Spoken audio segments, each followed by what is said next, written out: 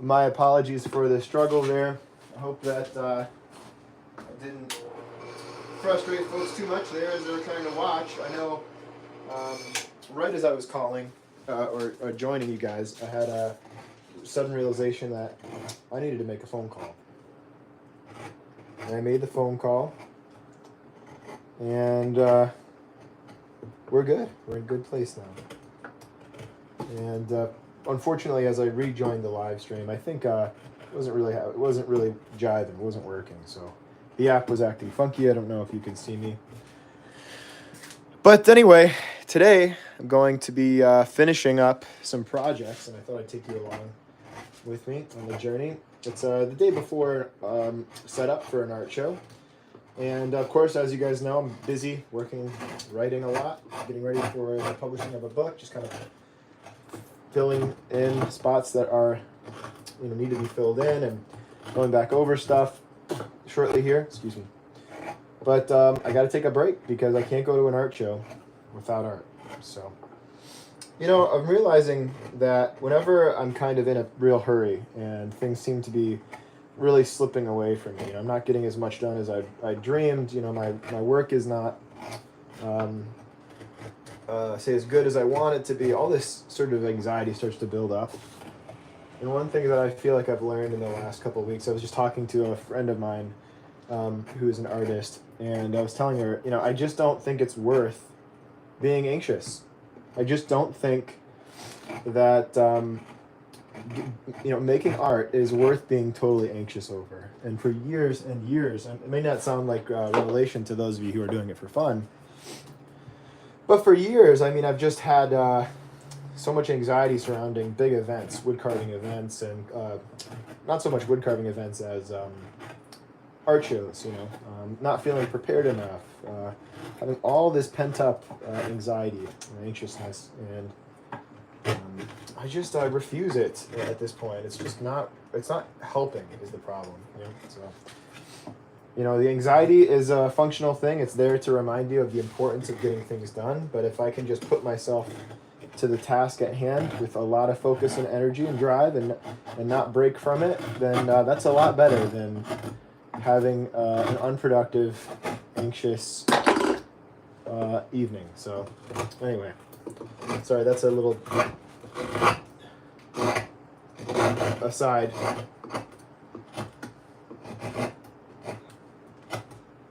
But there's just so much to do, and it's like I don't know if I'll ever be caught up at all. But the important thing is to stay focused and keep working, I guess, and not to be so anxious, and not to let it make you less productive. Because that anxiety actually, if you're anything like me, it actually makes you less and less productive. The more time you spend anxious, at least the more time I spend anxious, the less I end up getting done, and that's it's not constructive, right? It's doing the exact opposite of what anxiety should make you do, which is to focus on the things that are important with a sense of urgency. So.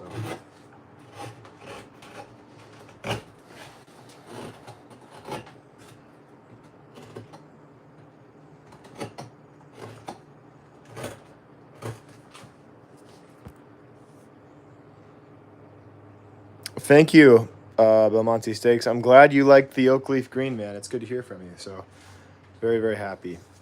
Honestly, that's one of my favorite green men, if I'm being totally real. New Hampshire. He's representing New Hampshire. Very cool. When is the book expected to be published? I think it's slated for fall, or it might be spring of this coming year, 2024. I could be wrong. It could be fall, but I think it's spring.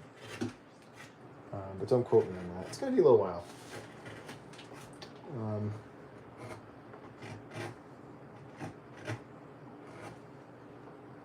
sure there'll be an announcement soon.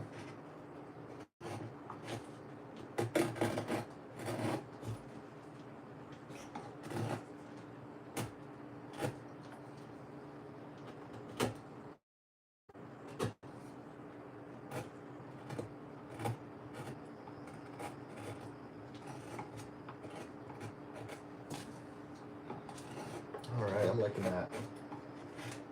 I'm liking that a lot more. Much better.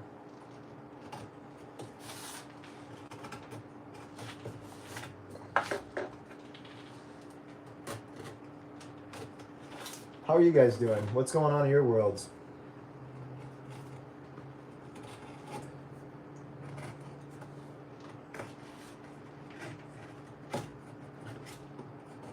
If you guys have any questions or comments, anything fun's going on, anything you're carving, feel free, or questions about carving, even questions about art, business, life, stuff like that. I'll do my best to try and, if not give you an answer, probably just empathize with your curiosity, because I'm sure I can relate to it if it's about any of those things.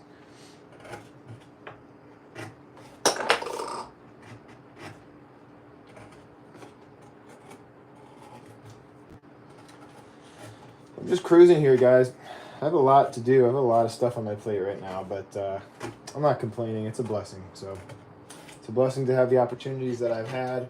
I'm very excited about the things that are set before me, and I'm grateful to be able to work hard at something that is as freeing and as interesting as carving. So I just feel very, very blessed. I feel blessed. So it's a good thing to remind yourself of how blessed you are, right? Sometimes it's easy to forget that. It's very easy to forget that. But why is that?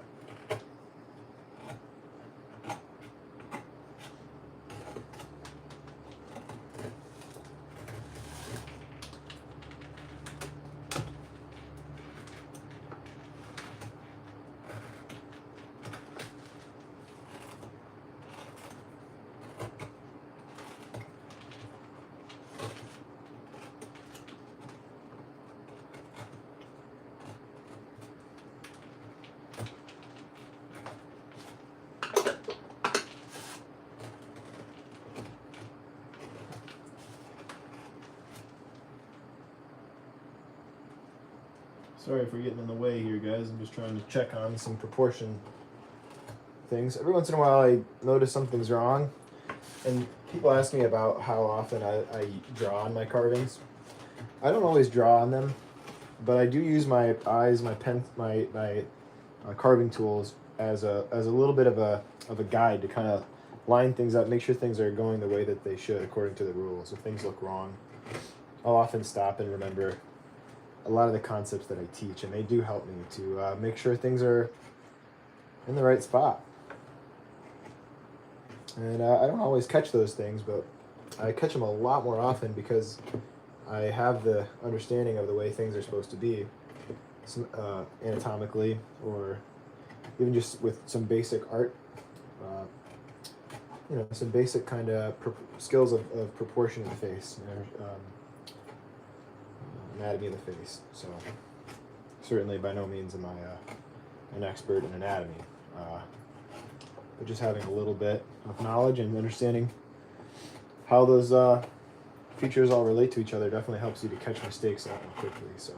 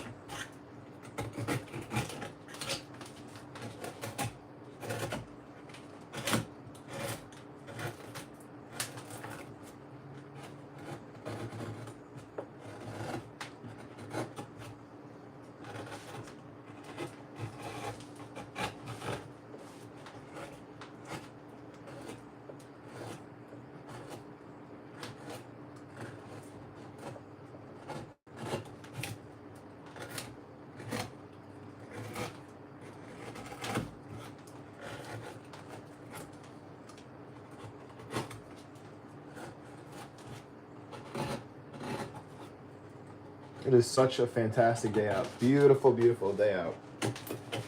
Really enjoying the weather.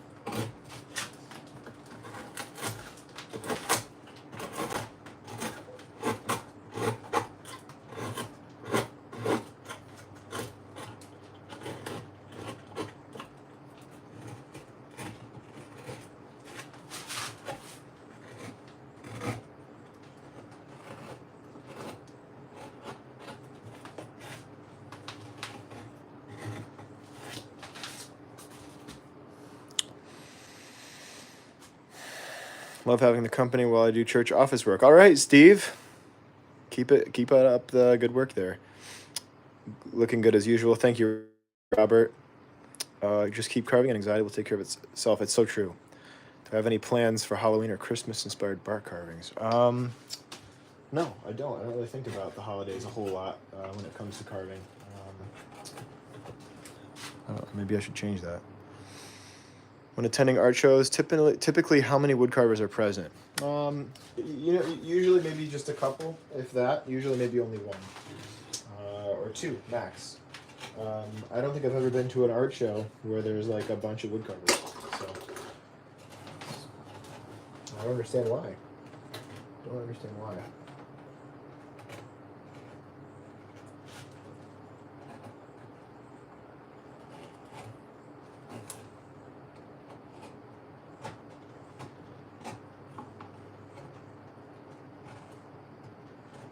And I saw another long comment there. I'm going to check on it in just a second. Just let me get myself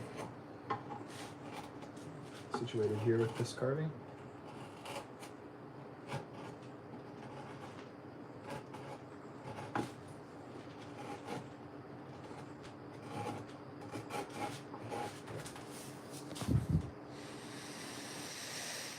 James says he's been power carving for the last year, and I'm inspiring him. That's awesome. Would you say there's a different process or not when carving a face with hand tools compared to power tools? I am so out of practice with power carving faces that, I just did a chainsaw carving of an owl, and it felt very clumsy. I did not feel super skilled with the power tools. Just a totally different animal. So I will say, though, if you understand the forms, the tools are less limiting, or you don't notice the limitations as much. If you really, really understand the end result, you can use a whole bunch of different types of tools. So the best, advice I can give anyone is just to get really, really familiar with whatever it is that you're carving or sculpting. So regardless of the medium, I think it really is less to do with the actual skill with the tools and more to do with understanding where you're headed. I think both are important. Don't get me wrong. I'm not trying to take away from learning, proper tool handling. I'm just saying I think that if you're going to pick between the two of those, I'd rather you, within reason, within safe boundaries, handle your tools poorly than understand your forms, your end goal poorly. Does that make sense?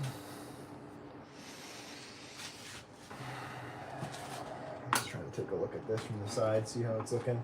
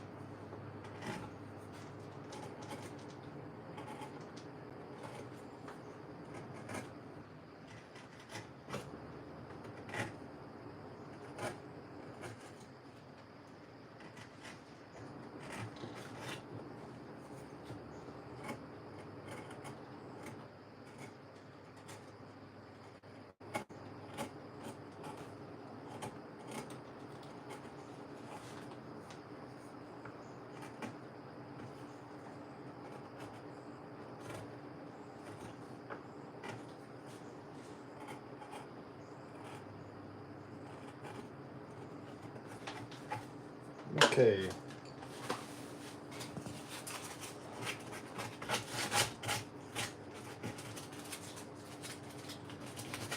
I'm using a really coarse sandpaper here because lately I'm really enjoying giving the carvings a lot of extra texture. I don't know what it is, but it's fun. I just love having the big heavy cut marks and the roughness and the texture from the heavy sandpaper. And the riffler. I think the riffler is also just so neat. It's basically a file for wood. I think, and you can just get all these really interesting textures and lines and all that. And it's really fun. It looks cool, I think. And it represents the depravity and callous wrinkles that life bestows upon mankind. Or something artsy. You know what's the worst? Is fake pretense in art when people talk about like what their art means and all this stuff, and they're really just pulling out of thin air, right? It's you're good at improv, so you talk about all the garbage that could potentially relate to your art piece. Well, you don't really get to see that a lot in wood carving. There's not a lot of fancy, kind of dishonest artsy people. There's a lot of just down home,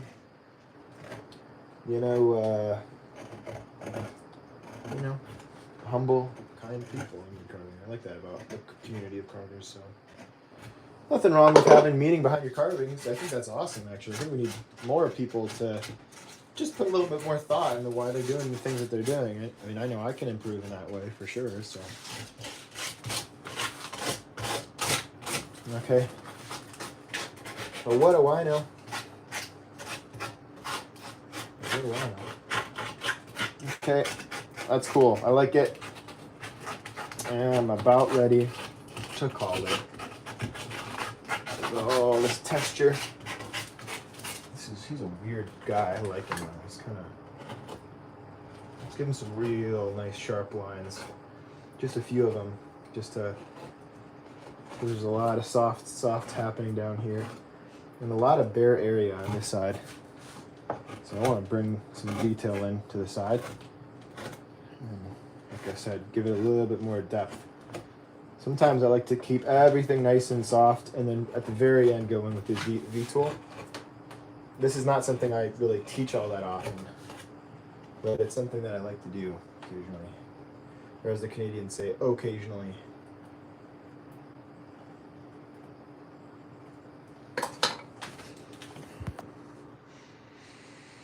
Rex Branson, yeah. I have heard of Rex Branson. He's cool. Very good, James.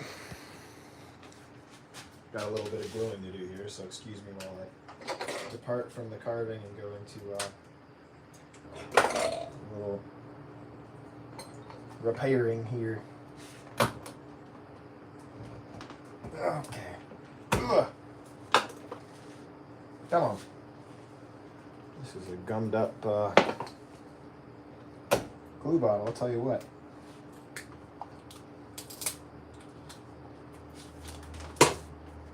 There we go. Just a little piece of his nostril came out. I just want a tiny bit of glue.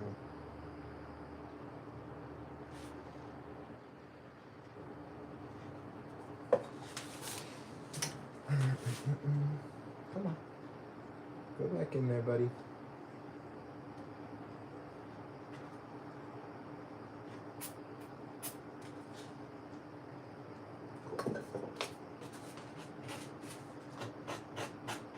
All right.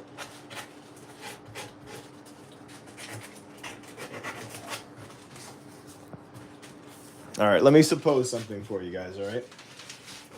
I don't know if this is true, but I've heard it said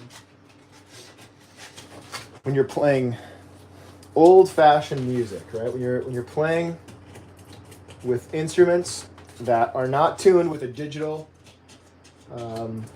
tuner, when you're playing with instruments that are kind of been dragged on and they're slightly out of tune, and you're singing over instruments that haven't been and you'll see where I'm going here. I'm not just talking about music.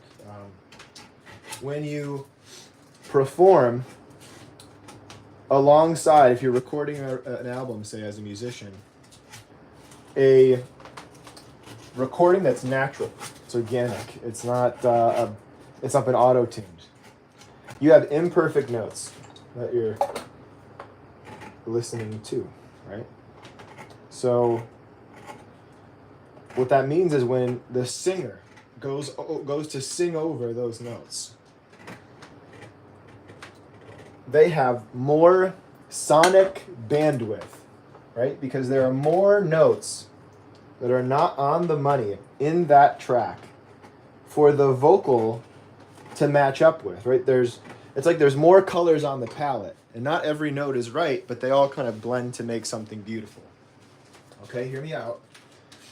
What if one of the things I love so much about texture right now in a carving is that the rougher and less refined the form is, the more I can get away with, the more textural diversity I can get away with, and the less refined the piece has to be overall.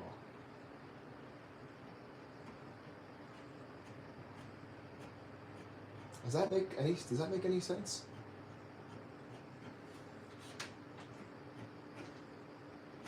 When everything isn't totally perfect, you can get away with adding some texture, right? When the structure is good, fundamentally it's good, but you have some really wild textures happening, I feel like you might have the ability to get away with more in terms of making things less perfect. And that might make the music, for one, the music that's not perfectly on pitch, might make it a little bit more interesting. So on that topic, or sort of off the topic of the carving, as far as being a musician nowadays, they say that, it's all auto-tune, you don't have to even be a good singer. Well, I've heard it said now that actually, in many cases, if you're not a superstar who auto-tunes everything, it's harder than ever to be a musician because we're competing with equipment that is able to make our voices sound perfect. And this is, interesting to me because I like music and I like making music as a hobby. But I've heard it said that the modern day artist has to contend with the attuned ear, the ear attuned to computerization, auto-tune. And so we're actually, our ears have become even more kind of picky. So live music is a whole new kind of challenge to it. I thought that was kind of an interesting perspective. I don't know if it's true, but it's kind of fun, right?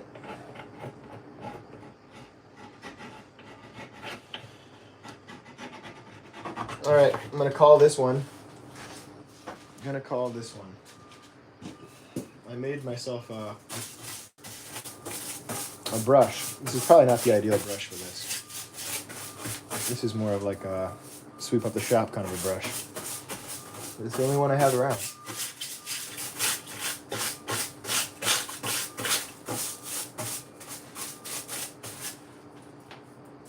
Maybe that's adding texture too, I don't know. That is great. I come from a music background, so it's a great metaphor. I love the organic look in your carvings. Makes them look so natural and textured. That's what I want to achieve someday. Thanks, James. I'm glad that you agree with that. Coming from music. That's neat.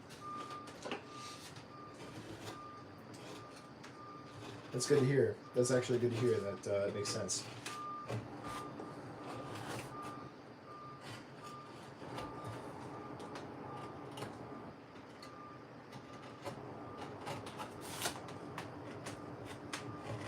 All right, just gonna add a few more deep mark. I know I said I was done, but I gotta add a couple more things to this.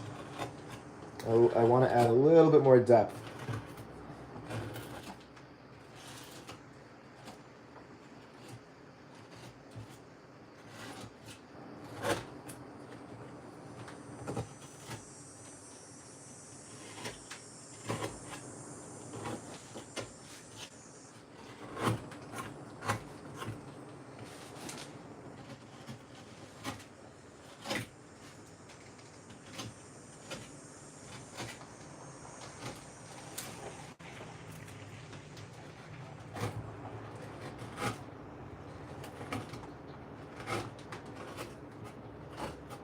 Give me some flow.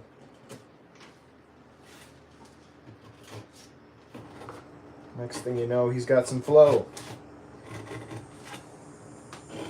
Ooh.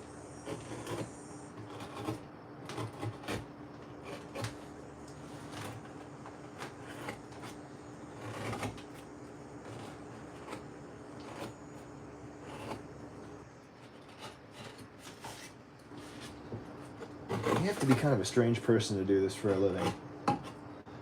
You know? Sometimes I think about that. You have to be some kind of a strange individual to do wood carving for a living. I don't know. Don't ask me what I mean by that. I'm just thinking out loud. Okay. The human touch adds beauty. There you go. Well put.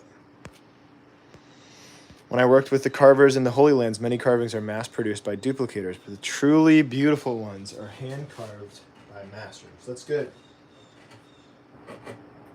That makes a lot of sense. Makes a lot of sense.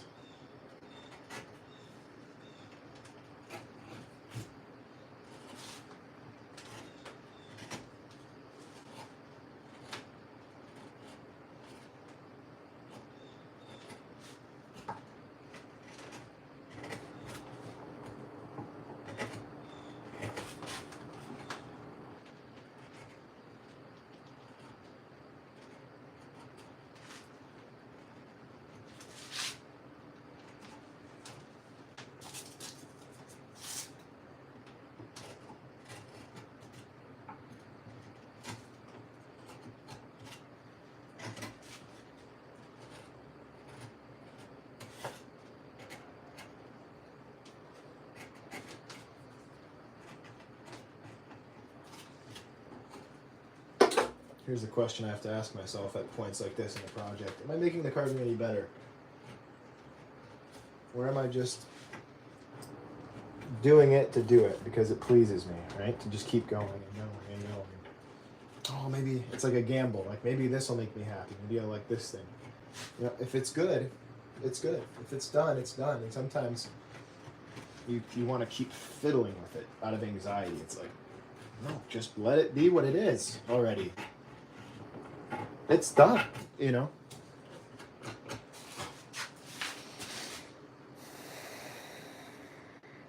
I come from a super background. I'm very familiar with atonal riffs. There's a lot of bands in there. Oh wait, there's a conversation happening here. Oh, a heavy background of music. Okay, there's a lot of bands in that genre who have mastered that formula. However, the vocals aren't traditional clean. With atonal riffs. Oh, cool.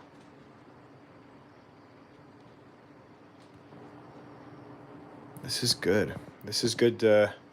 Yeah, please continue. That's very, yeah, it's cool.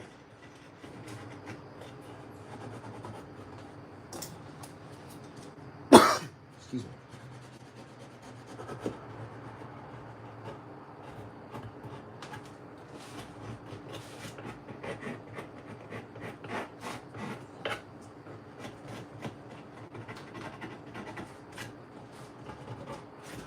All right.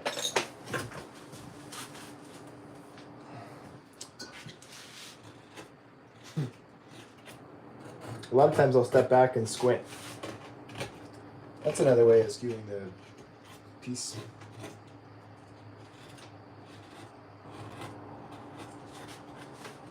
To make it so it looks a little fresh and you can see things from a new angle.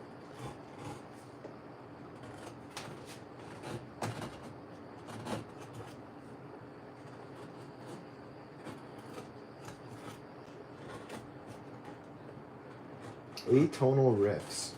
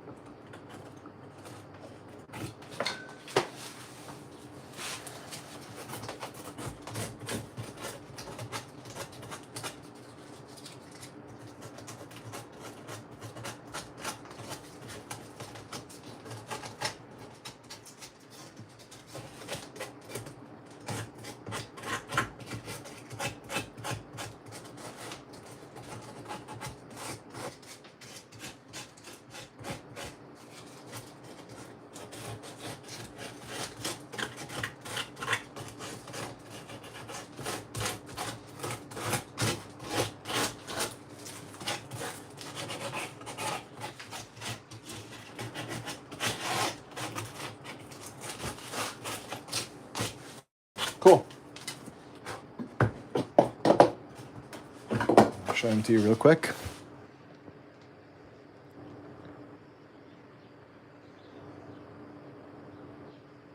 Sorry about all the questions. I have sorry video about ADHD and find carving as therapeutic. Is it the same for you? Yeah, definitely. Yeah, I mean, it's not easy for me to sit down and focus on something, and carving definitely gives me that. Bill Monty says the result of the atonal formula can come out a bit abrasive, but it's very well thought out, a lot like freeform jazz. For a jazz suggestion, check out Alan Holdsworth. Ooh. Rob asked about cottonwood bark, saying there's not a lot where he's at, and if there's any alternatives that I suggest. And yeah, I definitely, I love butternut. I would say butternut's a great alternative. It's pretty soft. It holds detail well. But if you don't have butternut, basswood is good. There are some really great pines. Maple's a little harder. I've been working on maple, but it's good. Cedars. Aromatic red cedar can be a little chippy, as can white cedar, but they're both good materials. Belmonte asked if he can buy this piece. Are you referring to this one? It was for a show, but yeah, I could, yeah, we could get in touch. Feel free to shoot me an email. My inventory is kind of eerily low for this coming show, but a sold carving is a sold carving. So, and I appreciate your support. So, I have been super busy with trying to make up the difference for the work I've been doing on art show stuff. I'm sorry, on the book lately. So, trying to make up for that tonight, and I just thought I'd have you guys join me with that. So.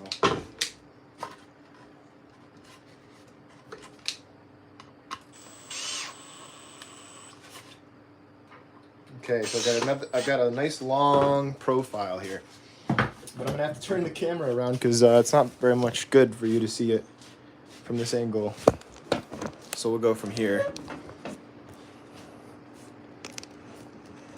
All right, yeah, we'll be in touch. Let's move this over here. Let's get some work done on this guy here. So this one's not, this one's kind of bland, so we're going to try to find a way to make it more interesting. That's my goal. That's my goal. Just kind of a basic base spirit. Although, it has some cool shapes. I like that it widens up down at the base. I don't know if you guys can see that, but it's got some cool forms to it. Thanks for the wood suggestions. Where do you generally sell your work? To be honest, I do 2 shows a year. I lied. You know what? This year I'm doing 4. So I did Ann Arbor. I'm doing 2 other shows, and then I'm going to do a show at my house, my parents' house where I grew up. So if anyone has some of my work and wants to come to that, feel free to direct message me. My email. It's Alec at aleclacasse.com is my email. Anyway, the collector's party is just for folks who have stuff of mine, and I always bring, I have some special art I made just for that show, and it's a good time. My mom makes food, Greek food, just like my grandma. My mom's first generation American. She was actually born in the United States. Born in Greece, but she cooks like a champion. She's a really good cook. So she really took after my grandma, who was an amazing cook. Of course, the Greeks are, amazing cooks. Many of them. I'm not saying all of them. I'm sure there's some lousy cooks out there. Heck, I'm more than half Greek, and I'm not good at cooking. I'm okay at it. I get lucky sometimes. It's an art form I have yet to master, or even get decent at.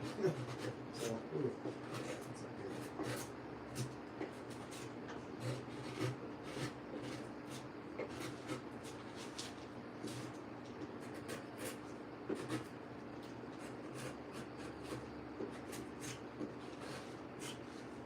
I'm gonna step in the way of this camera every once in a while to really just make sure that things are looking good from the front and side profiles. Okay, this is a new kind of knife that while I'm doing this, let me snap a picture. Amanda, well, I'll wait a little bit longer.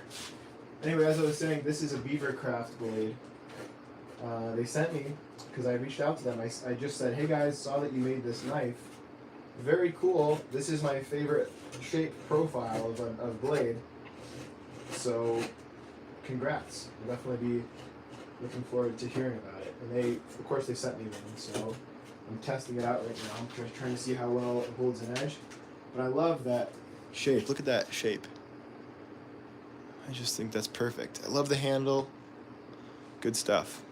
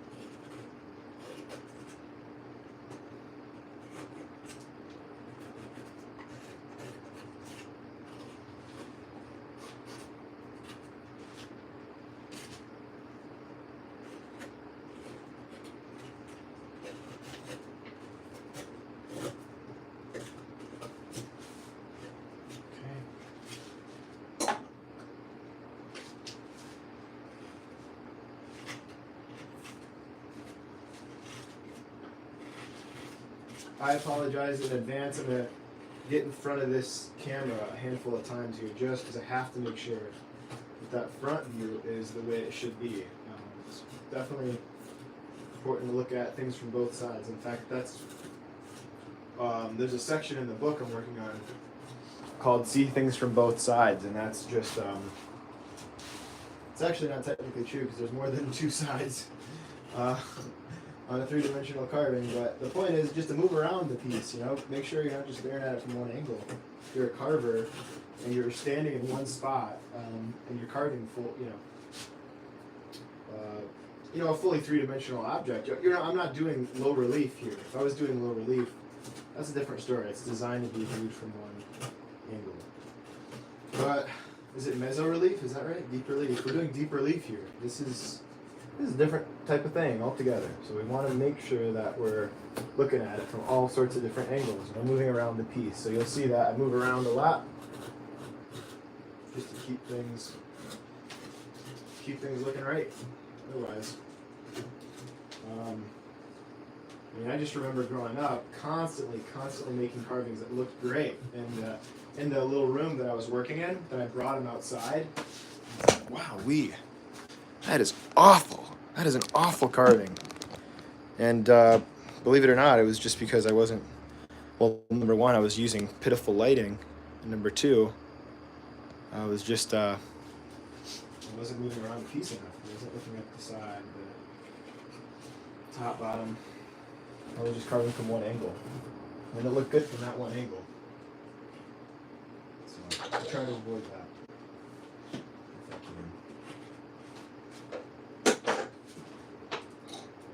Again, I do apologize. I intend on trying to stay out of the way of the camera most of the time, but with these live streams, sometimes you do have to do that. It's kind of the nature of the beast. You get the real shop experience, unedited, unproduced, but you also get the downsides of that, which means I'm not going to be, the main focus is getting this carving done nicely. It's not making a piece of beautiful, stunning content.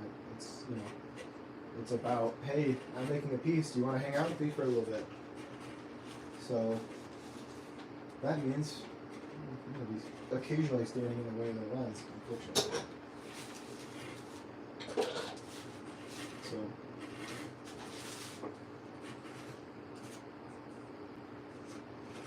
as much as I hate it, as much as the cameraman inside of me despises that,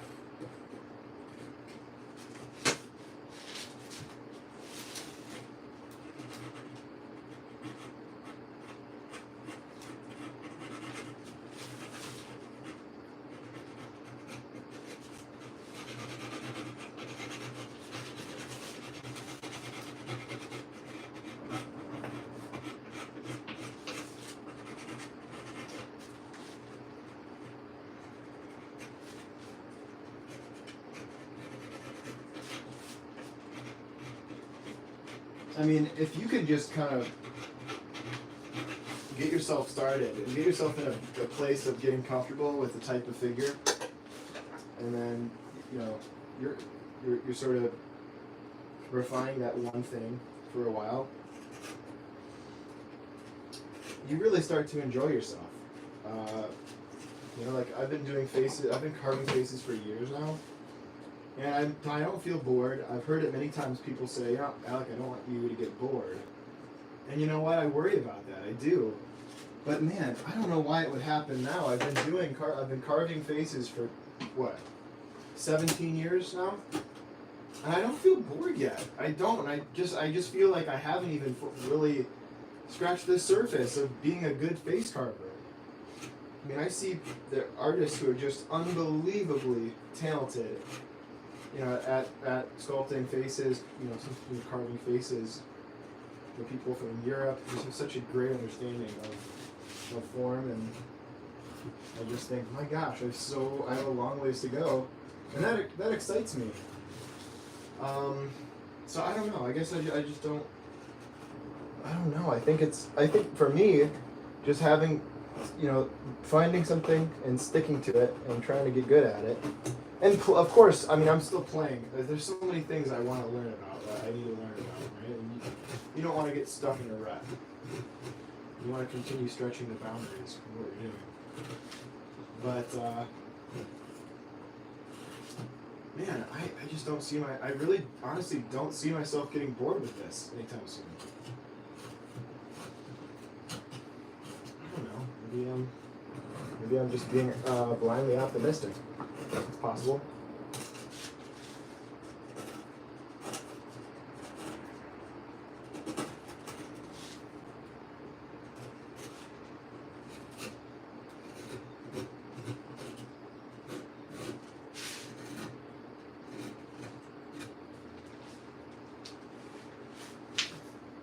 You guys okay over there? If you wanted to try some cottonwood, where do you have some? No suggestions. Sorry, because I don't buy bark. I find it. I mean, you got to go out to the plains of the United States and find rivers. All types of rivers have cottonwood.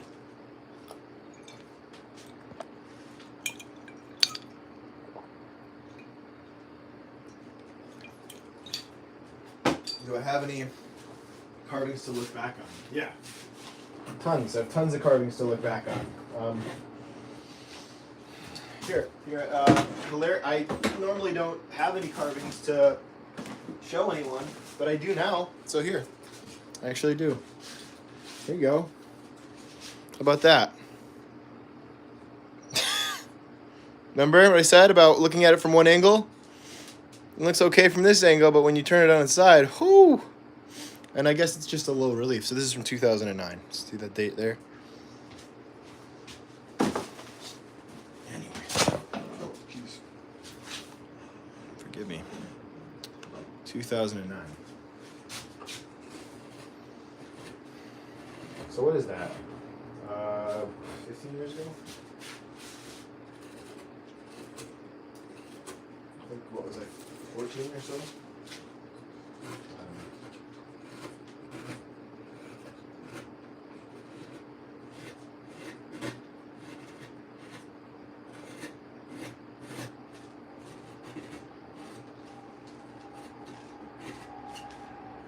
You know, it's funny, I was not the most, artistic kid in our family, by any stretch. I mean, both of my siblings were better at drawing than I was.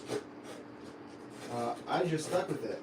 I really liked it. I wanted to be able to do it better than I did, and I just kept working at it. So. And don't you think it's fascinating that one of the foremost music producers in the world talks about how, his name is Rick Rubin, talks about how he's convinced that over the years that the best artists, the best musicians, or not really the best, I mean, there's no best, right? It's all subjective, but some of the most successful, I'll say, or I think he said at least, musicians were not those who were most naturally gifted, but the ones who just were the most dedicated and worked the hardest at it and just absolutely adored it. Isn't that funny? So when I hear that, I'll tell you why I said that. When I hear that, it really encourages me. It makes me feel like, man, maybe I can do something with this. Maybe I can get better at this. Maybe there's like new heights to achieve. And I don't have to feel bad that I'm not this naturally artistic person. I don't see it in the material before I carve it, always. You know, I mean, if I'm lucky, I get a glimpse of that.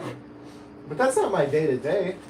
You know, I'm not a visual you know, I don't have this perfect visual memory where I can see something and remember it. And I just don't have a lot of the skills that, you know, these really, really talented artists that you probably follow on Instagram do. So it gives me some hope for my future when I hear stuff like that.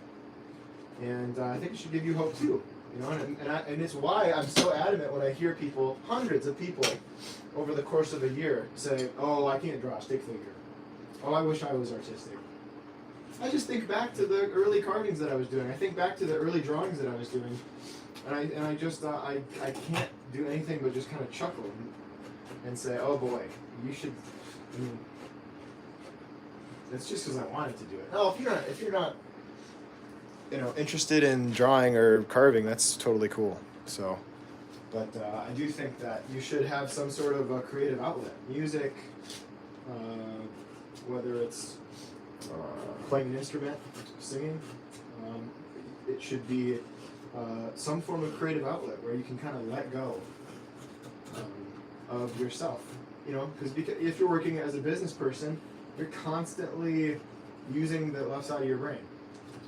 And what art does is it allows you to submit your left brain, put it down for a while. You know, like that's why I'm able to talk while I'm doing this, is because I'm not doing this with my rational brain. I'm doing this with my creative brain.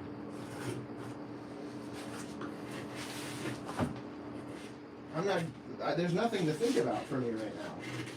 I mean, there's the occasional thought pops in my head, oh, this looks a little flat, add some texture there.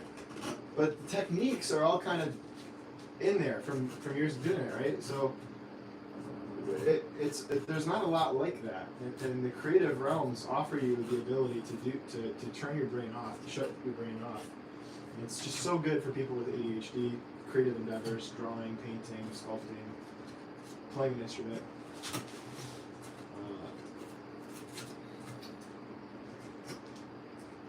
I'm just barely right brain dominant by a percentage point, according to whatever, I don't remember what it was, Myers-Briggs or whatever, or whoever it was that tests for that.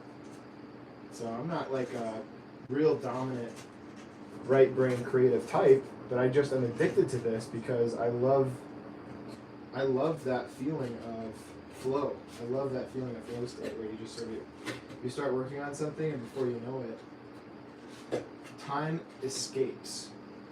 I mean, it's kind of dangerous actually.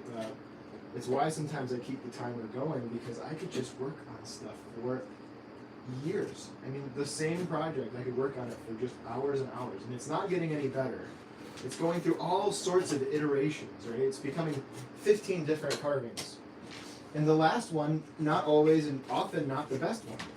So the timer kind of says, oh, hey, the one that you're doing right now, this one's good. You don't have to turn it into something else.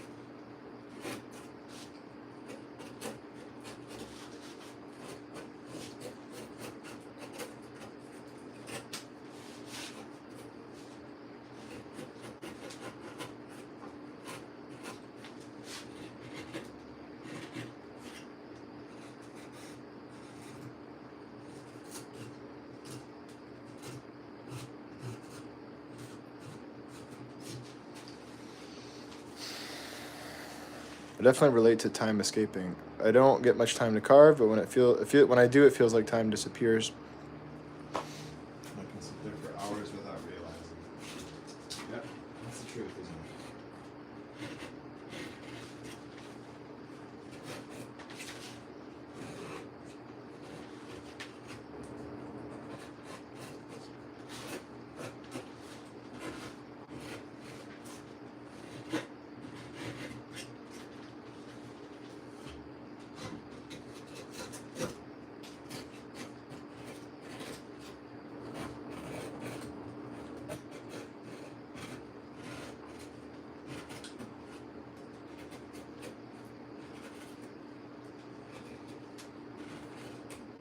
Okay.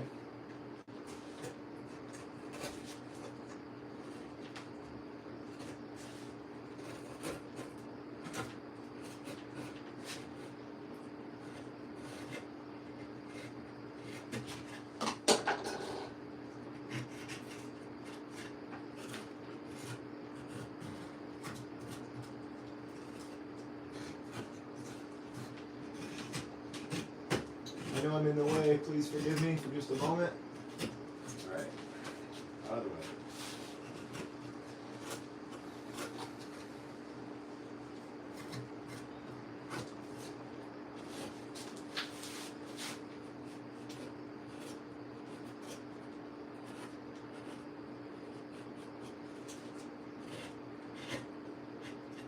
I'm gonna add a few areas of depth with a V tool.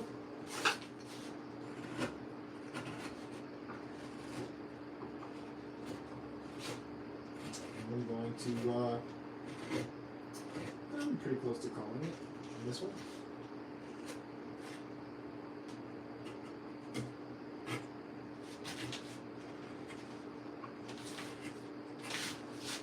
Pretty close.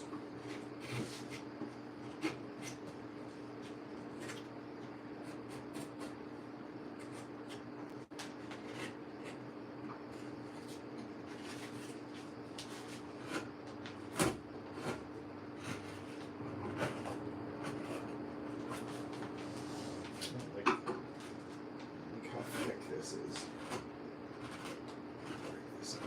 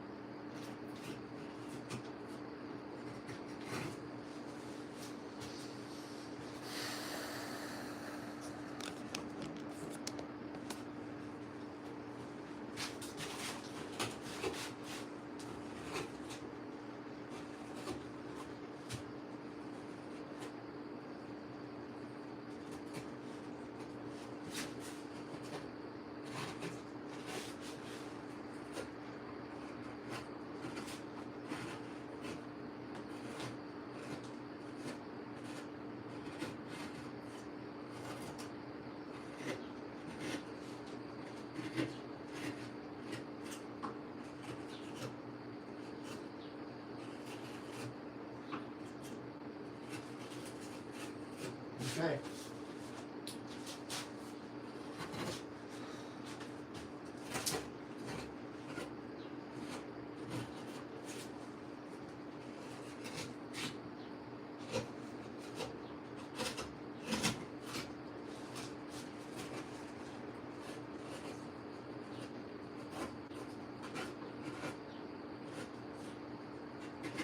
Let's get a little paper.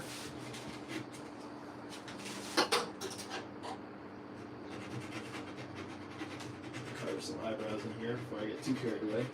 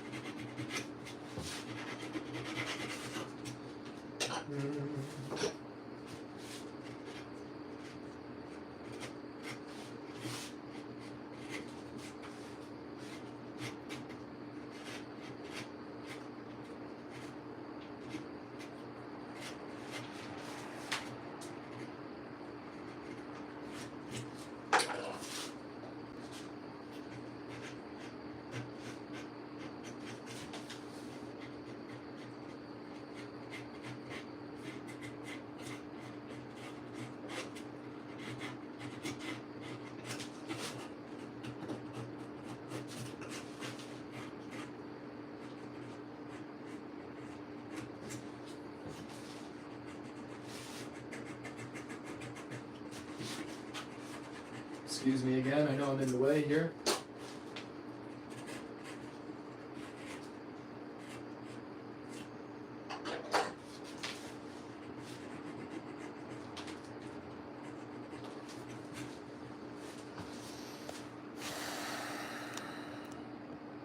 Let's get a little closer. Helps me sometimes to see things through the camera lens. So a lot of times I'll walk up to see the comments, and then I'll notice something in the camera that I didn't notice before. I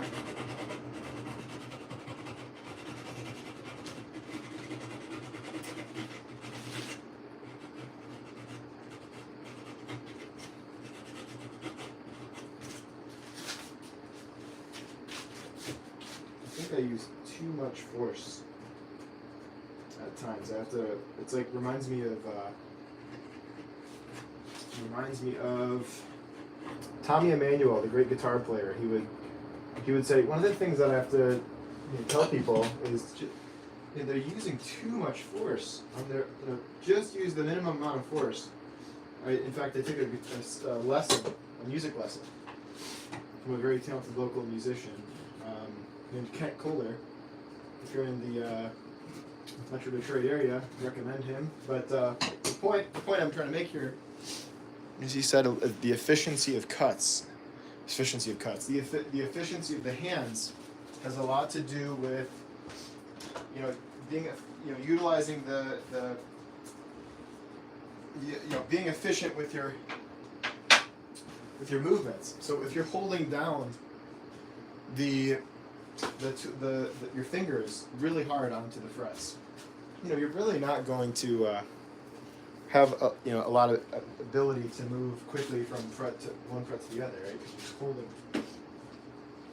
you're holding so hard down. My ability to communicate is leaving. You understand what I'm saying, right? I shouldn't say it. It's the idea is that when you're holding on the frets really hard, it's harder for you to move from one fret to the next. You've committed so much to this one fret that you can't jump very easily. So I think sometimes I hold my tools too tight when I get really anxious or when I rush myself. So I have to remember to slow down. Use the minimum amount of pressure.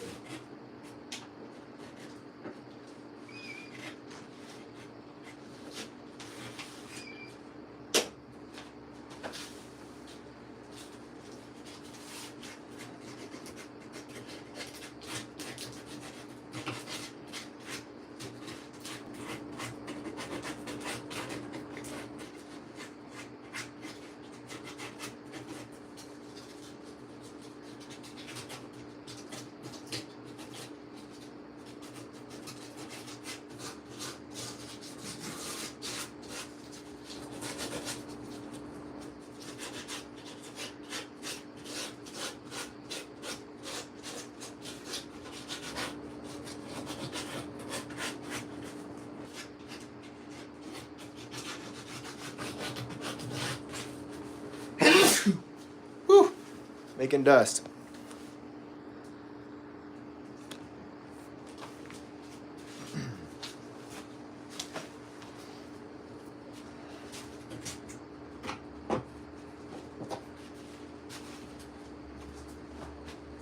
He's done. Show him off.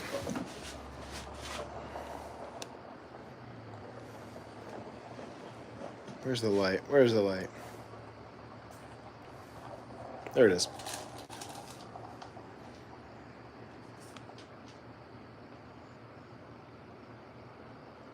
Okay, there's one.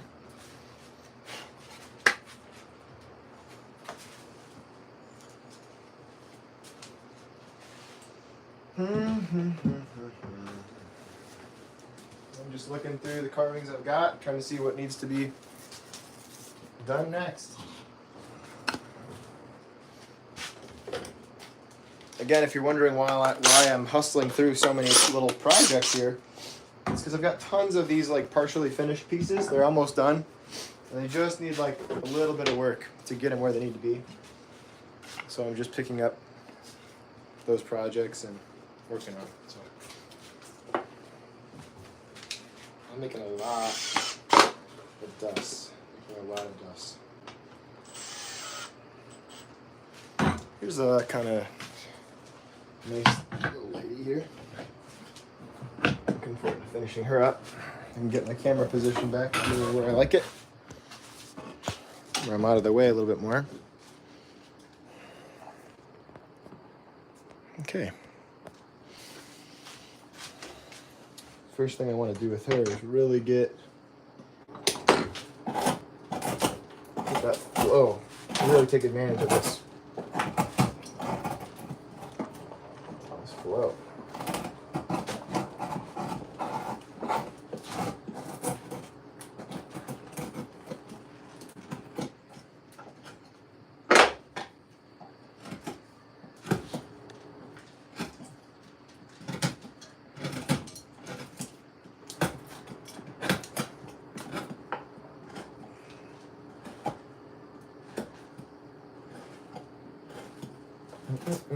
Oh, I broke it. I broke the pedal. That's okay. The wee pedal broke.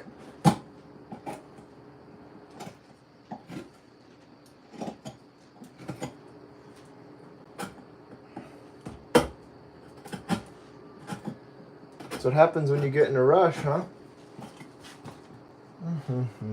It's okay.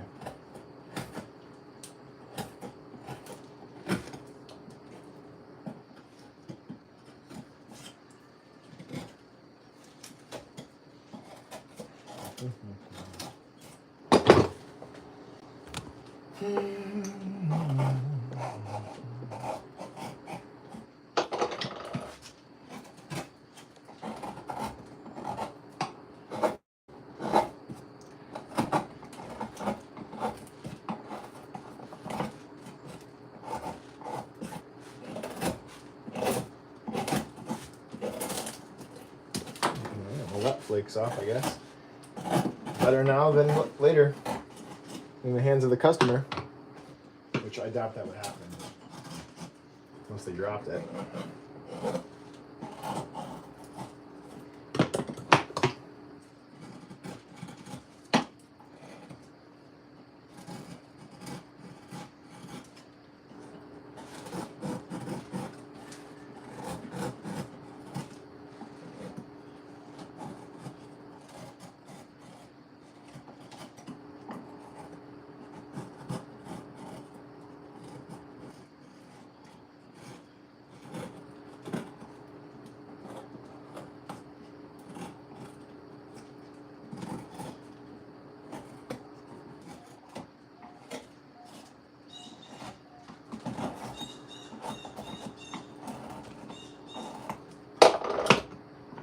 It's fine to be two.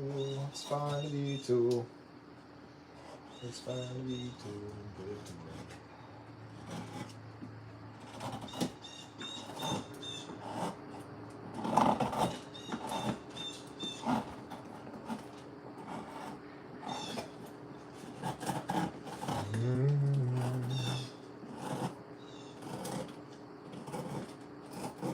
You know what amazes me is the way that Patsy Cline rather, she sang. You know, I mean, they didn't have auto-tune. If I'm understanding things correctly, they didn't really have a way of pitch correcting, did they? And the way that that lady sang, I mean, it's just like, what? I just can't imagine hearing that in real life. It's just amazing. She's an incredible artist. Anyway, I don't know. Her song just popped. One of her songs popped in my head. That's why I brought it up. I think it was something about falling to pieces. Hopefully it wasn't a prediction about how this carving is going.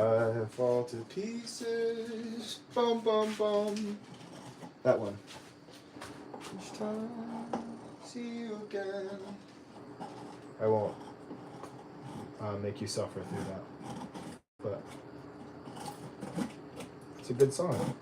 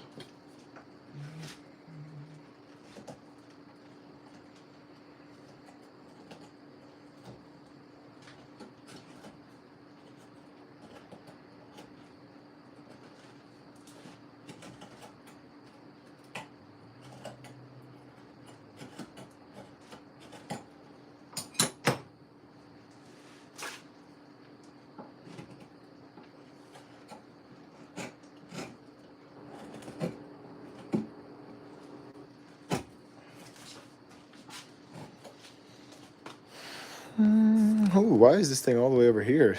Excuse me. Raking in the Rocky. Thank you. Thanks for doing the video. Yeah, of course.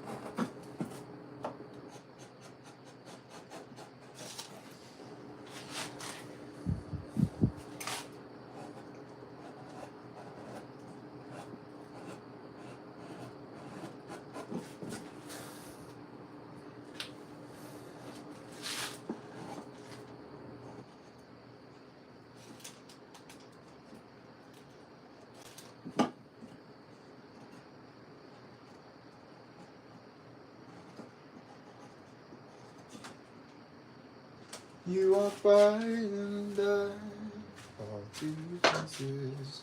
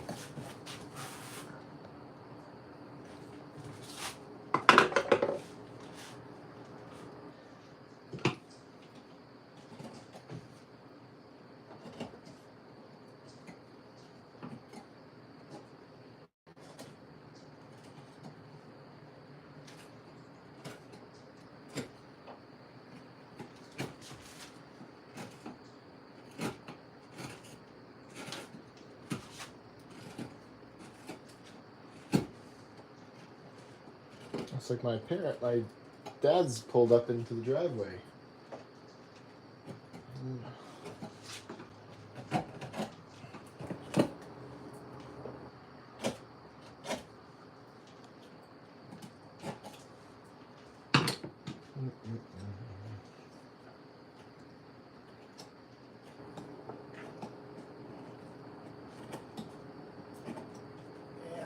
Hey, Pop. How you doing? I'm bringing you a sandwich. Oh, no way. Hey, I'm live streaming. You're good, but I just didn't want you to say anything that you didn't want your friends to hear. What? Are you serious? Appreciate that. Yeah, that's a BLT lettuce tomato from the Carver. Oh my gosh. I just had one. It's the best ever. Oh my goodness. I'll let you get I back am to hungry. you. This is exciting. You're gonna like that all of that. You're welcome to just chill either way. Yeah? Yeah. I'm just carving. Huh? This is my dad. Well, the back of him. He's over there somewhere. Gotta put some eyebrows on here, Dad. Really? Yeah. Thanks for the sandwich. That's super exciting. I am super. Use your dagger. Use my dagger? Use your dagger.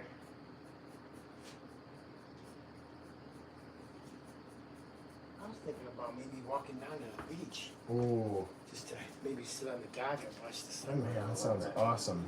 Why don't you pick a day? Want to go with me? I would love to, but I don't know. You got your show. I got a show tomorrow. You got a shogun. I can't afford to relax. Eat that sandwich, somebody said. John Keating. I would like to, but it just, man, that sounds nice though, walking down the beach. Yeah. Oh, Shelby's at the house with Mom. They're doing pottery stuff, so Oh, that's fun. I kind of got it. Yeah, she's really cool. Yeah, Shelby is cool. Yeah. The worship leader? Yes. Yeah, she's sweet. Mm-hmm. I still feel bad about the time I couldn't play for their wedding when I found out like last minute. Or what was that, a couple weeks before or something? That was awful. Chad and Shelby. Mm-hmm. Yeah, I like those guys. Yeah, they're good guys. Anyway. So, you're gonna walk down to the water, huh? I got a little bit of time to chill here because Mom's gone for 5. Well, go walk down to the water and then come back and then I'm say hi. gonna do that. I'm gonna walk down to the water. Then you can make me a coffee or something. Yeah, that's what I'll do. I'll probably have one myself, honestly. I've only had 6 today, Dad. Oh man. Seriously. I don't want to be responsible for you having a cardiovascular issue. Yeah, true. Maybe I'll just make one for you. Maybe I'll be a good boy and not have one. Is that right? 6? Yeah, because I had 5 and then I had a 6. Yeah. 6 shots of espresso. But they're half calf. They're half calf, so what is that? That's only 3 shots of espresso. I'm fine. Yeah, I know, isn't it? Someone said nice of him to bring food. I do like wood spirits, but I'm wondering, do you ever do other types, totems, skulls, or anything else? Hey, Rob. Yeah, absolutely. Totems. I've never done a totem. I've done a skull. I've really never done a human skull. Someone was just bringing that up the other day. I should do that, shouldn't I? I did a bull skull recently. Actually, I carved it in clay, though, so I don't know if that really counts. But that was super fun.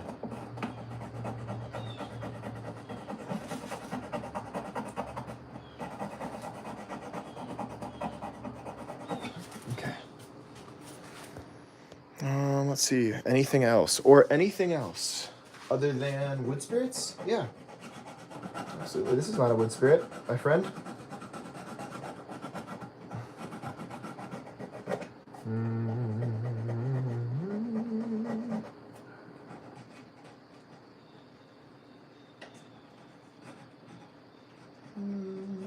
But I know what you mean. I know what you mean.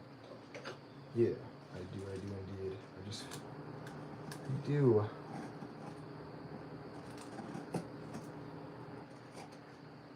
In fact, if you follow me on Instagram, and if you're saying, what's Instagram? It's a social media platform. If you follow me on Instagram, you'll see what I carve on there. And there you go. That'll help you out.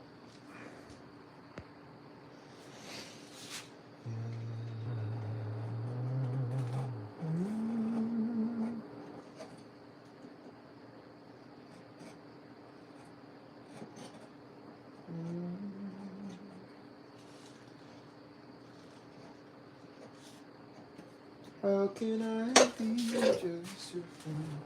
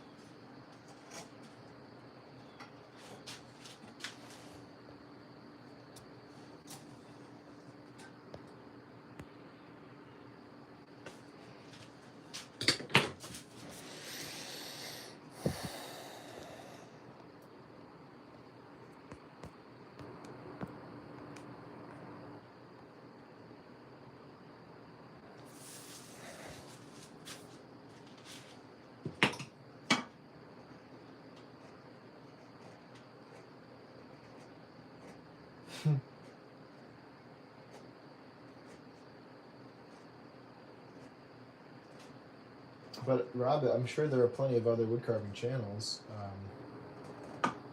If the wood spirits are boring you, because there's a lot of great channels on YouTube. Fantastic carvers. You got let's see, where do we start? Well, if you're interested in whittles, there's a beautiful channel by the name of a very unknown kind of new carver named Doug Linker. Give him a hand, help him out, check out his channel. There's some folks who let's see who else. There's a lot of great carvers out there, making all kinds of cool stuff. Let's see what else. Lucas Cost has got a YouTube channel. There's Charlie Brunette, I think his name is Brunette, if that's right. Speaking of guys who try a lot of really unique things, challenge themselves often, that guy is just trying all kinds of cool stuff constantly. Tarantulas and all kinds of fun stuff. Boy, these are some bushy eyebrows. I gotta trim these things back.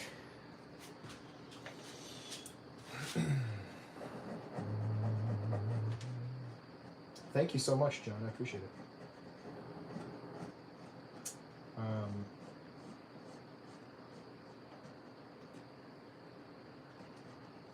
There's a lot of great people out there to check out for sure. Let's see who else. I'm trying to think of the other YouTube carvers. Help me out, guys.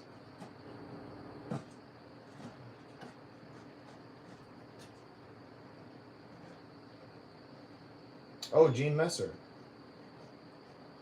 There's another fantastic whittler. I think of who else. On the blank. Blake Lunsford. I don't know if he's still making YouTube videos, but he is an awesome carver. I call him Santa's biographer.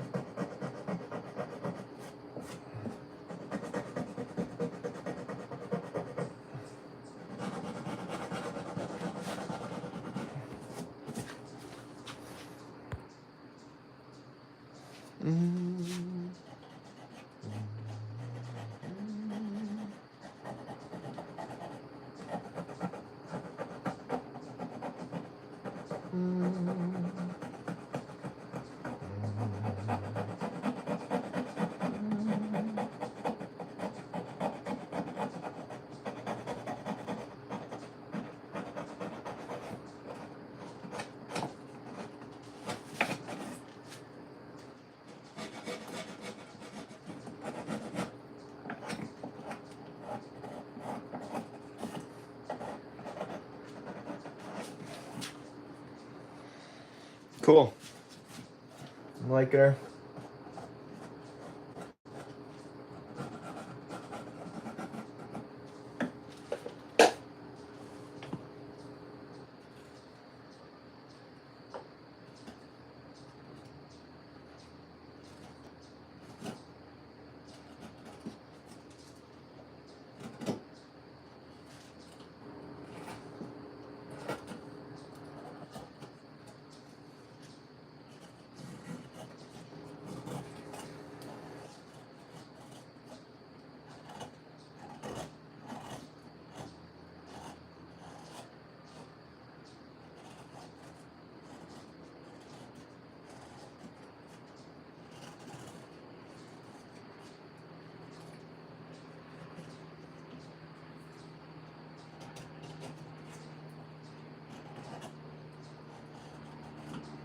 I'm having fun. It's nice having my dad over. I mean, he's down by the lake. I kind of wish I was with him right now, but I just have to get some carving done. Got a lot of things going on. A lot of two shows coming up back to back, 3 days apart. Biggest shows of the year. And very few art pieces because I've just been so narrowly focused on writing the book, writing this book that's due in just about a little less than 3 weeks. So, yeah. I'm all about lollygagging, trust me. I'm a big time lollygagger. So, it's unlike me to follow him out there and hang out by the lake, but today I have to put those things aside because as soon as I'm done carving, I got to work on the book this evening. A late night task.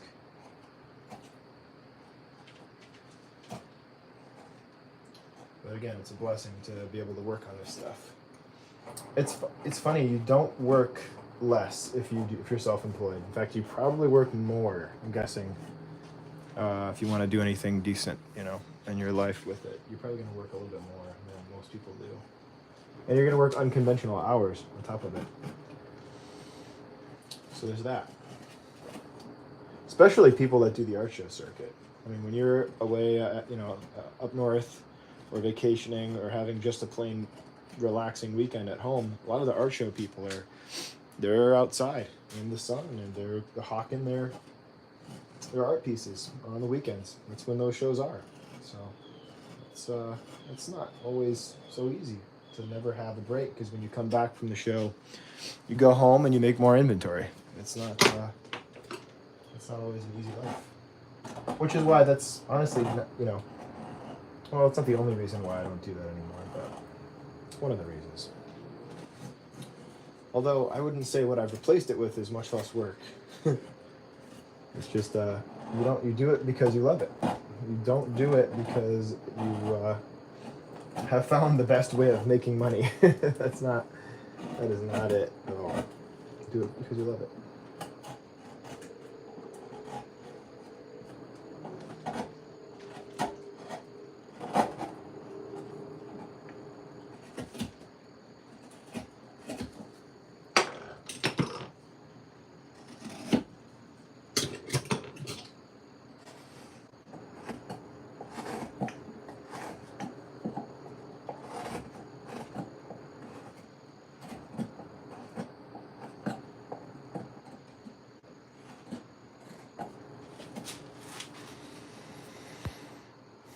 Kevin Coates, there we go. Oh, thanks, Rob. He says, not boring me at all. I was just wondering. Yeah. Kevin Coates. Very good. There we go. So Kevin Coates. Well, Rob, I'm not offended at all either way, but I'm glad to hear you're not bored. But you know what? Your comment and my misinterpretation of it brought up kind of a fun topic, so thank you for engaging. And that topic is, who are some of your favorite YouTube wood carvers? I would absolutely love to hear. We have Kevin Coates, somebody said. I love this idea. Let's I don't know, there's only 10 of you listening or 9 of you listening, but I would love to hear if you guys have a favorite YouTube carver. Please let me know, because I always there's not enough carvers on YouTube, and I would love to know if I'm missing out on any of them. And maybe other folks don't know as many. So let's have a little chat about that. Who are some of your favorite YouTube wood carvers?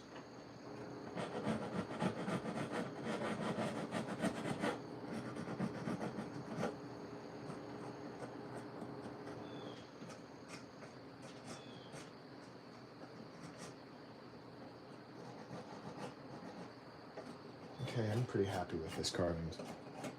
I'm just gonna button up that flower.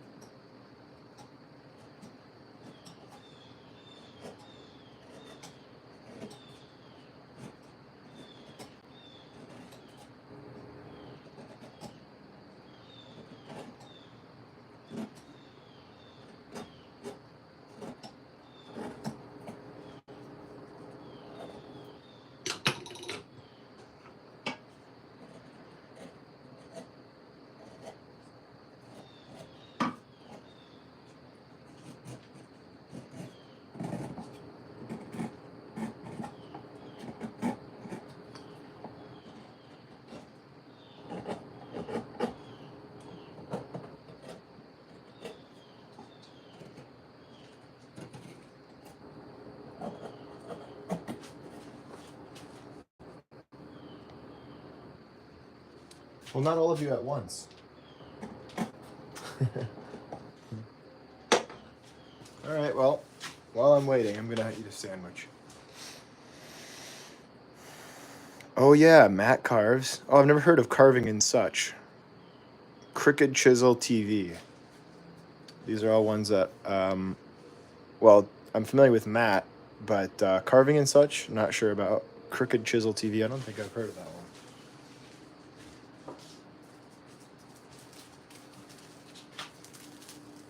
I'm gonna take a bite of my sandwich.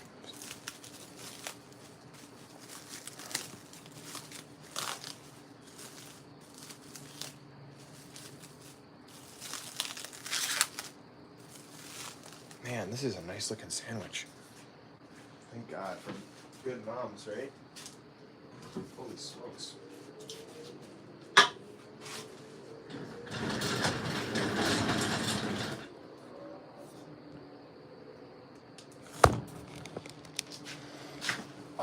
Oh, Crooked Chisel also carves cottonwood. All right, guys, we're talking about your favorite wood carvers. Shoot, favorite YouTube wood carvers.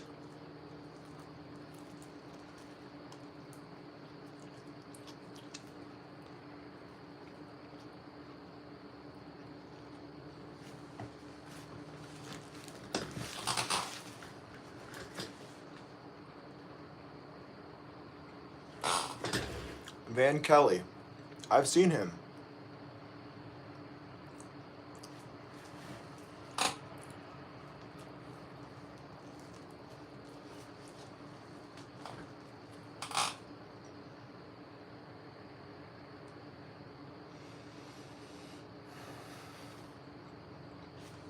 Hey, Ken, that is a sandwich.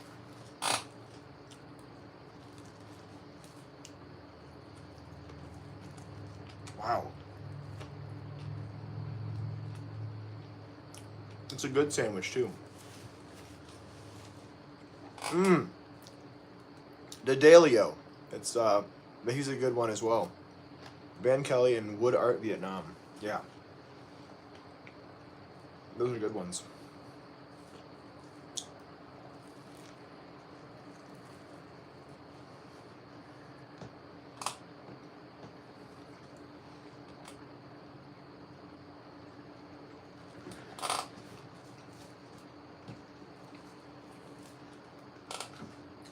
I don't usually paint carvings, but I painted this one.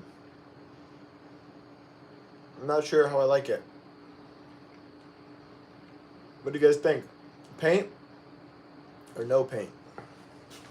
I think I liked it before I painted it better.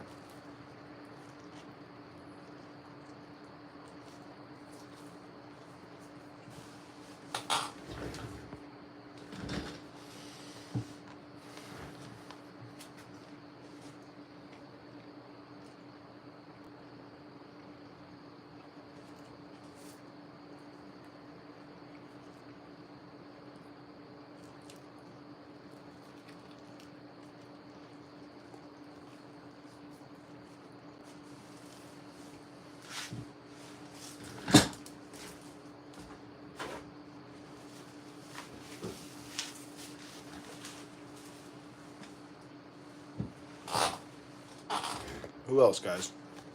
Is that it? John likes it with the paint. Okay.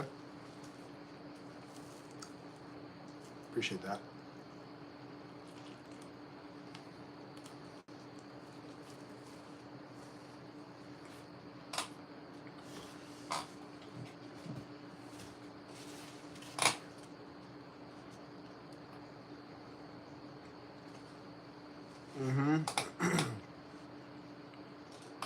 I'm with you, Rob. Not painted is better.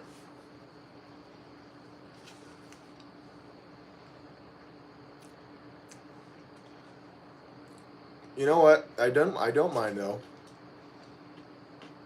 I was fixing this carving and I realized, you know what? If I just leave the face sanded and clear coat the rest, there's still a clear coat on the face, it's just sanded over. It's kind of a neat effect.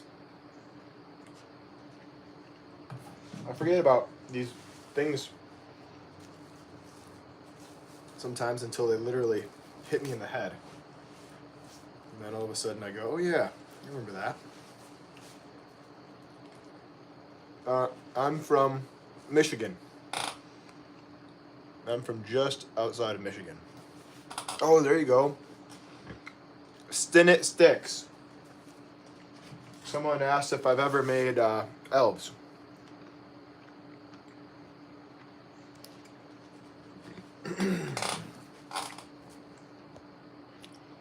Stinnett Sticks is a great YouTuber. Personally love natural wood. I'm with you. Yep, that's why we do it, right? That's why we do it.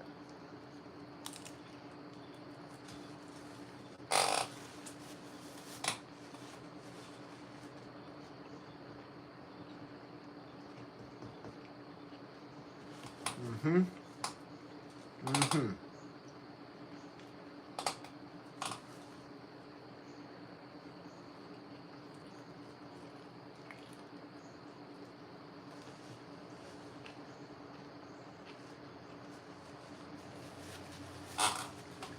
Are we doing show and tell?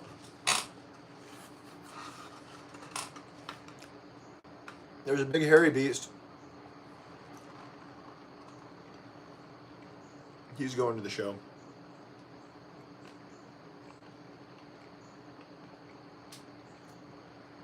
Stinnett Sticks is one of my favorites. He is mind-blowingly good. Mind-blowingly good. I love his videos. Oh, he's watching from Brazil. God bless you. God bless the internet. We can see amazing stuff like yours. Thank you so much.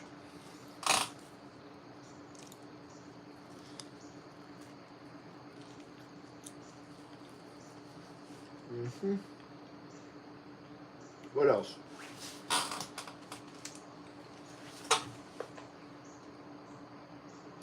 What do you guys think about the gold leaf? That's kind of weird, right?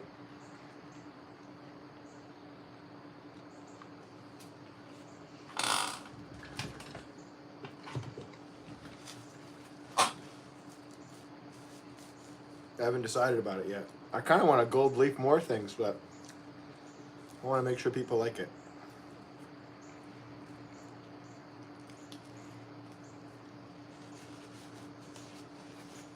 Thank you.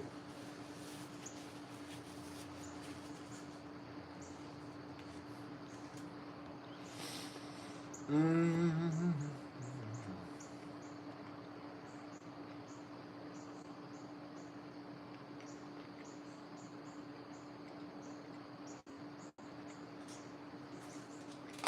Ooh. Vimizu says it would be nice to see a Medusa. Mm-hmm. Cool idea. Yeah, I've thought about that before, but I don't know how I've escaped that.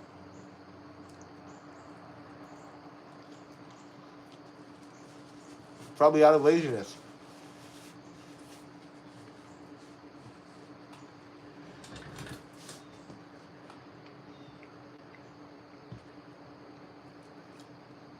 Got a sandwich.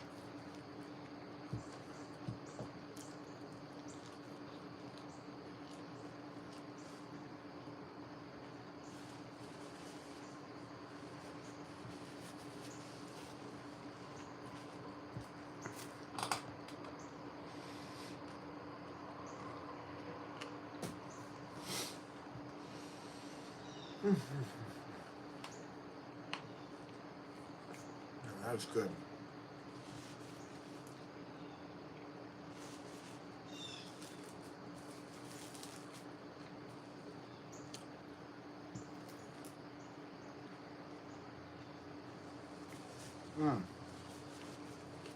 Thank you, Robert.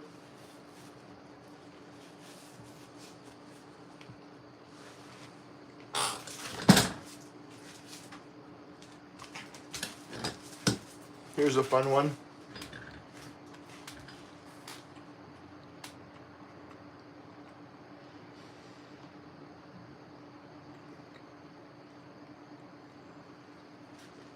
I believe I did him on live stream as well. He's big.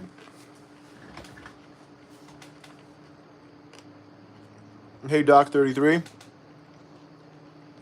She says, so stoked I finally made it to one of your lives. Thanks for posting so consistently. Yeah, absolutely. I really appreciate it. Of course. Thanks for tuning in.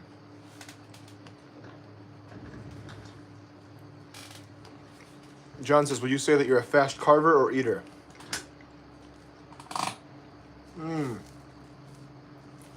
Well, I think, I don't know. I guess I don't know enough people to know, I don't carve with enough people to know if I'm a fast carver. I mean, compared to, it's not fair to compare to people who are less experienced than me, but, because, yeah, I'm faster than people who aren't experienced, but I'm not faster than somebody who's been carving for 17 years as a job. I'm probably slow compared to some of those guys. So, I don't know, I feel like I'm pretty quick though. I feel like I can be pretty speedy, yeah.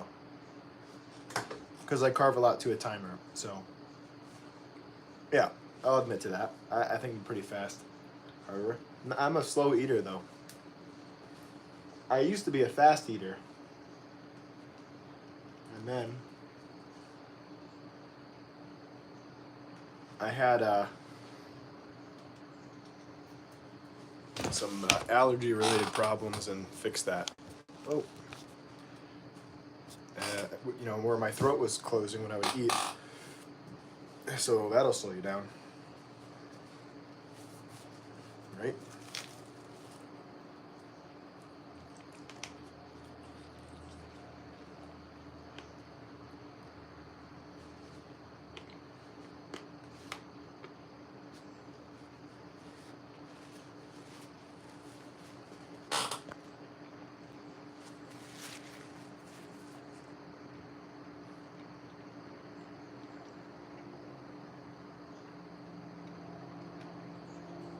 A range's map shows cottonwood growing down to Alabama, Mississippi, and Louisiana.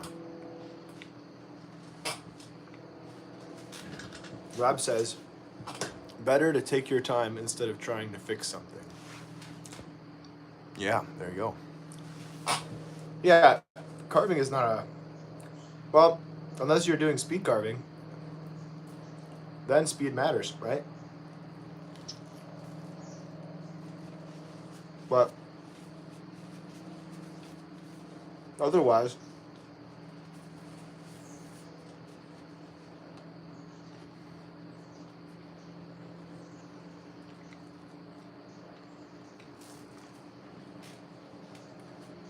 there's no reason to rush.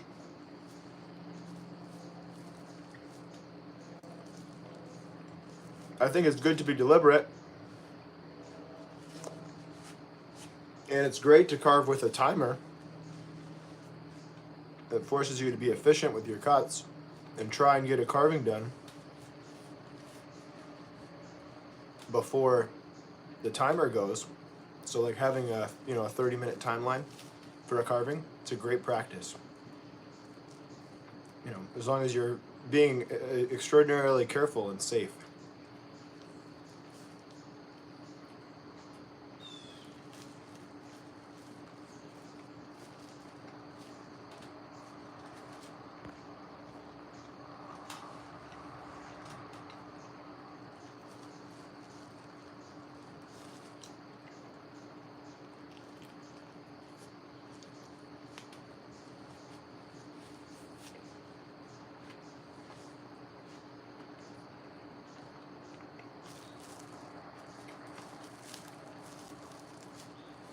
Gotta eat, I guess, right?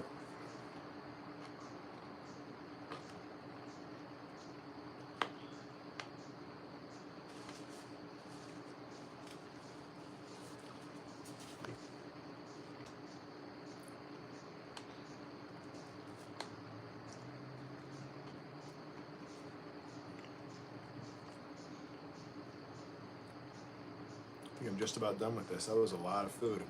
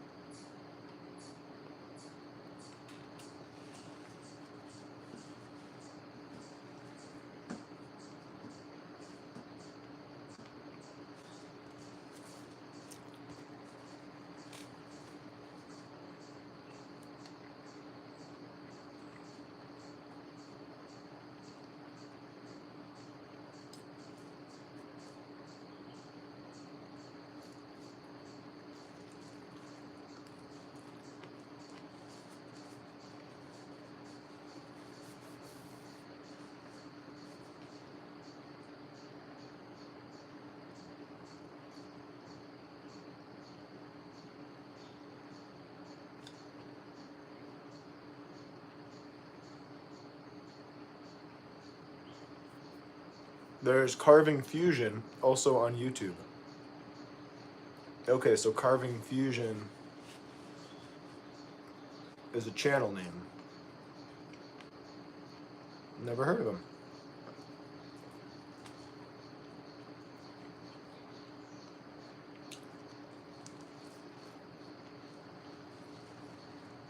Mm-mm. Mm.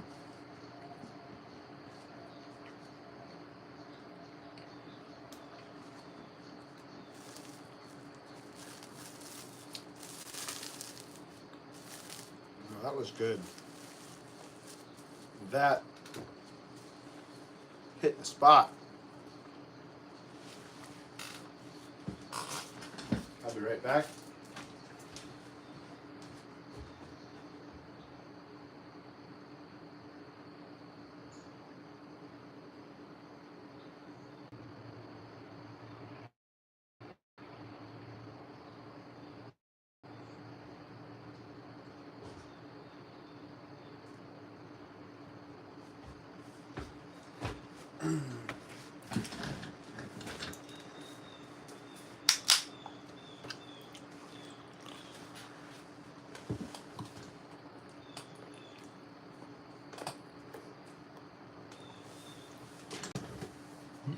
Hey Ken, really appreciate the videos you've posted. He says, you've helped improve my carvings greatly. You're a great teacher. Thank you. Thanks a lot, Ken. It's a nice comment.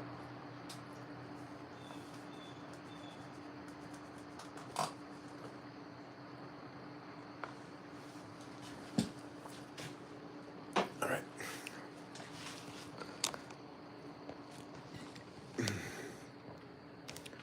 Let's turn this camera around and finish up this carving.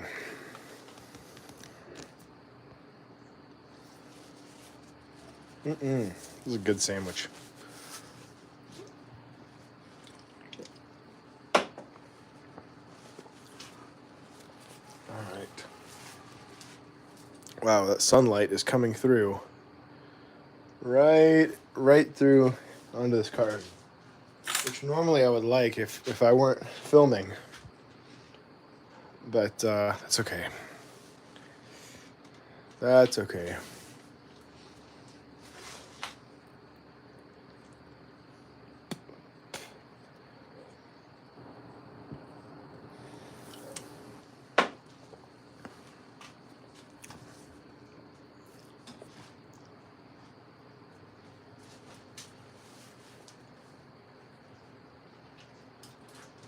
Okay.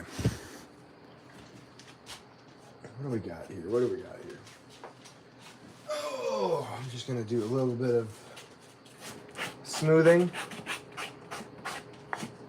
The wood finish I use tends to pull up any scratches and highlight them. And because she's a female, I do tend to make them a little bit smoother. Maybe I don't need to. I don't know, but that's what I do.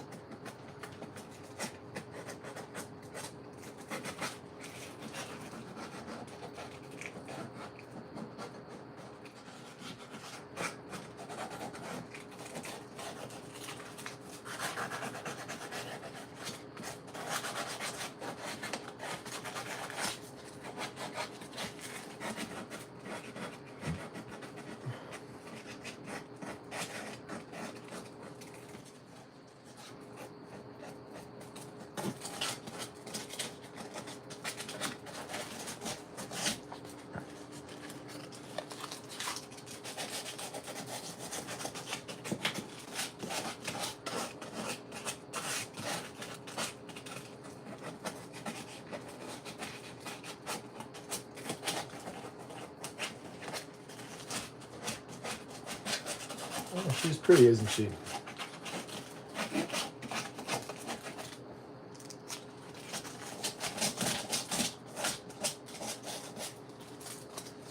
All right.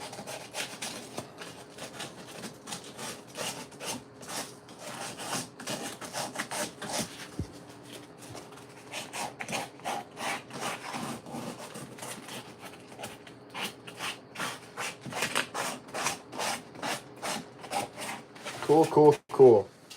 That's fun, huh? All the hard work was done already. When I picked this one up, I'd made this carving a while back. It's a lot of fun.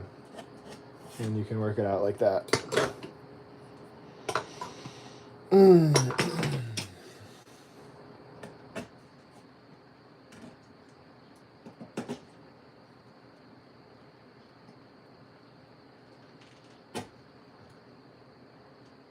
Excuse my hands. I recognize they're in the way.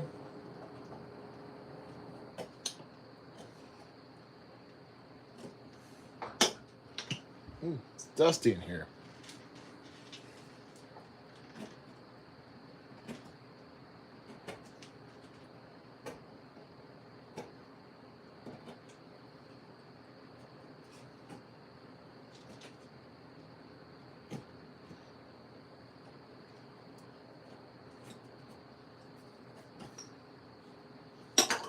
Okay.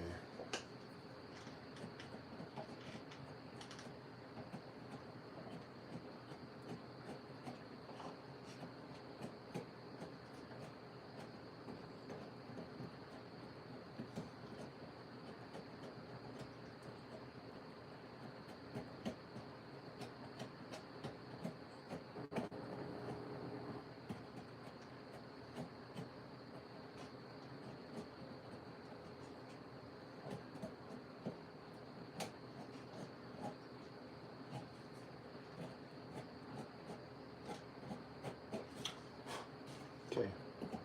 How many times do I say it? Okay. On carving? Probably a lot. Probably a lot of times. Okay. See? I just did it again.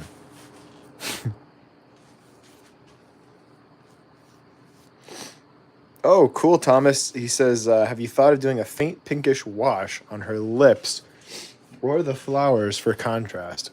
Ooh. I don't like that idea.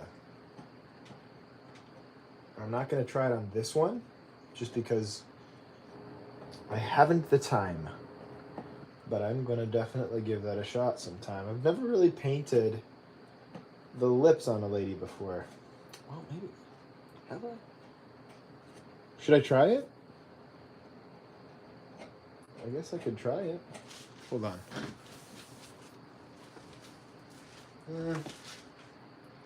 I don't like the idea of doing it on a carving that's already done.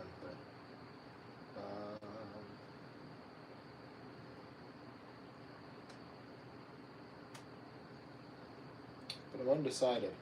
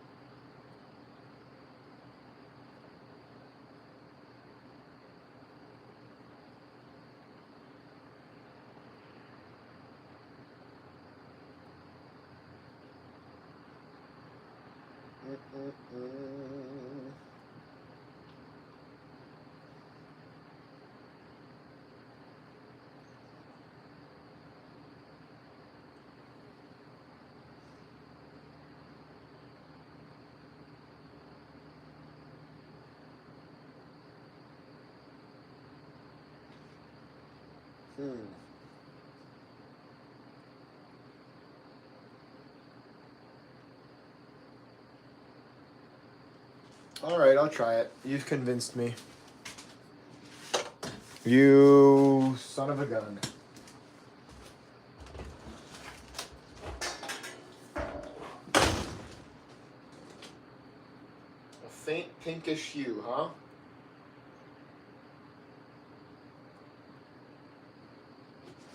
Maybe a little white, a little flesh tone in there. I gotta pull some colors together.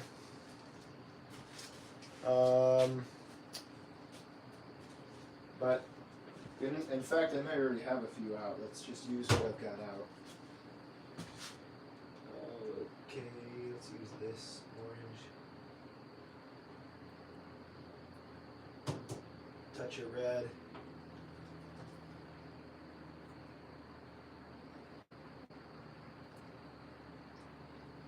I'm gonna use oils though because I don't really like acrylic. I keep trying acrylic. I just don't like the way it looks on wood. I never like it. It doesn't have the same, doesn't dilute well. I just don't like it, okay? That's all there is to it. Why do I sound like such a whiny baby, you ask? I don't know. I don't know. I gotta knock it off. Alright, here's some thinner. Nothing left to do but try it out. Let's see if I can't do it. A faint pinkish hue. Okay, that's going to require a little white. It's going to require a little yellow. I'm not much of a paint mixer. I'm not a painter.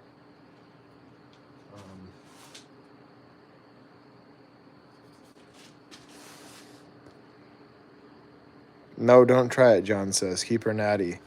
Agreed, not doing it on this one if you're pressed for time before the show. Ooh, lots of you guys are against it. Lots of you guys are against it. Keep her natty, they say. Should I try it? Keep her. I like the term natty for this. That's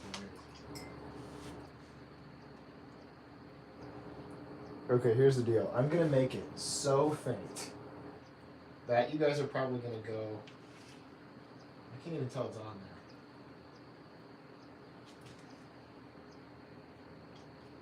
there. Okay? That's my promise to you. It's going to be super uber faint. You're barely even going to see it. Okay?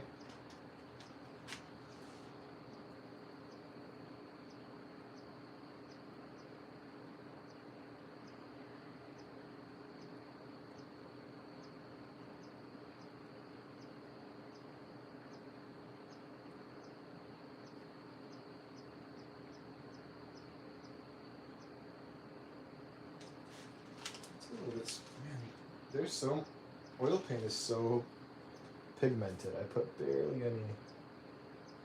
I love that about oil paint.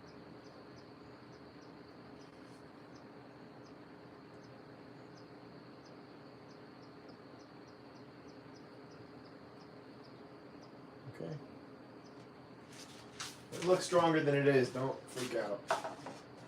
By the way, I'm talking to myself. I'm just talking to myself right now. Not you guys.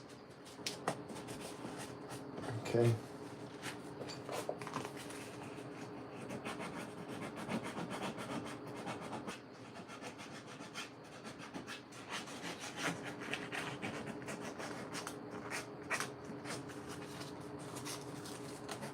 And then I can just sand off a bit of the surface if I'm not. I want to reduce the drama of it.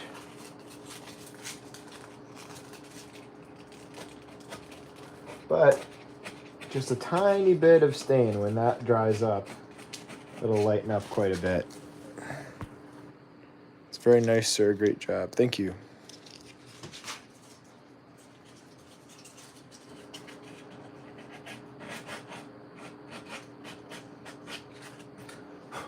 Okay, well, I did it.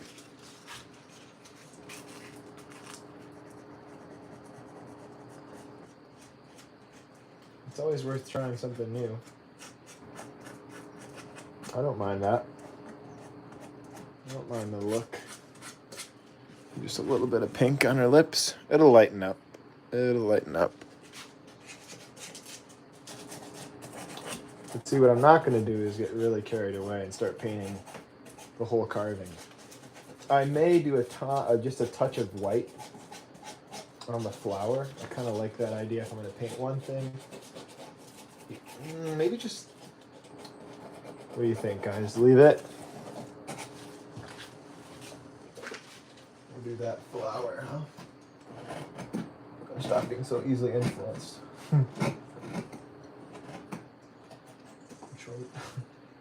What do you guys think? You think I should be less influenced? I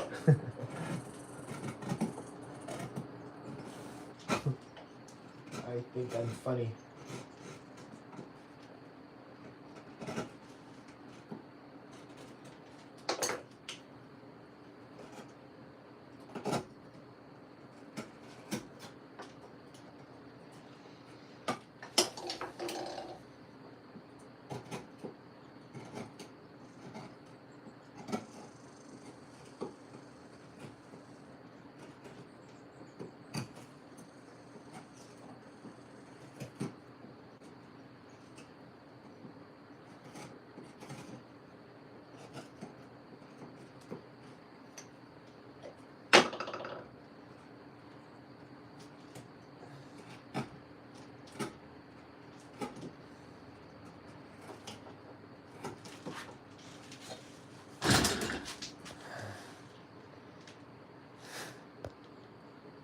Thank you, Chris.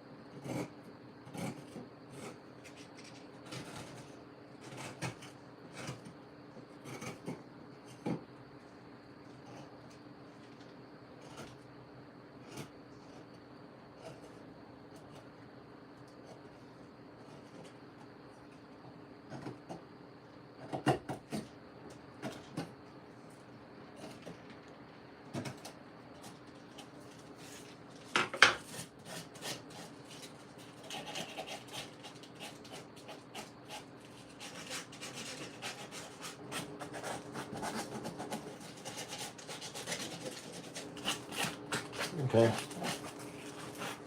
I've stood all I can stand with this one. I put quite a bit of time into it. I mean, I could, I say that, but then I see how thick that petal looks from the side. Can't let that happen. Can't let that happen. Can't let the petals seem too thick. Gotta look pretty delicate. Right?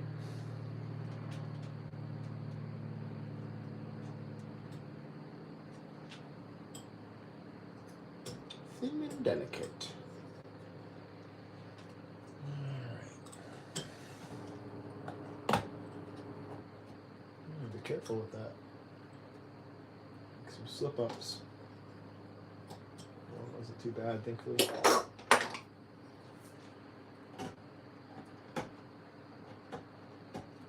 Some hard bark. Excuse my shoulder, please.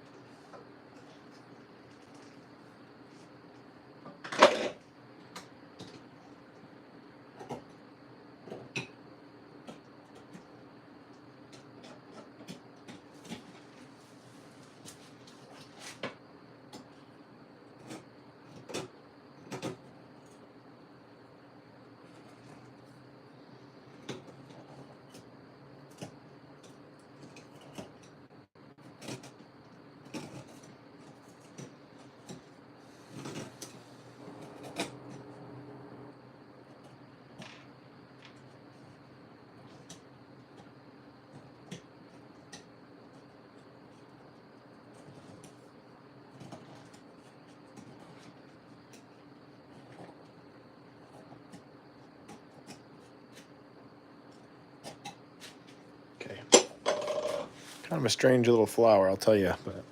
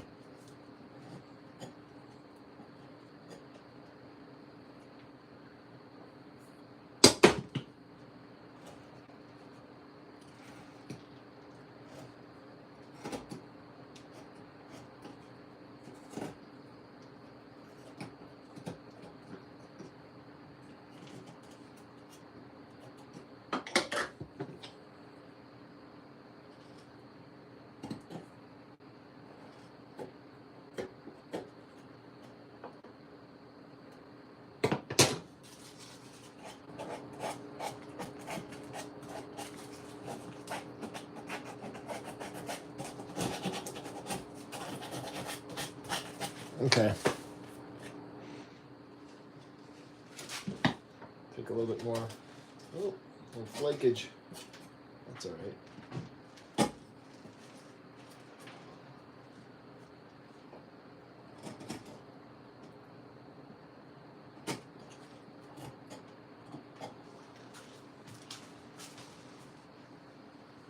He didn't stay for his coffee.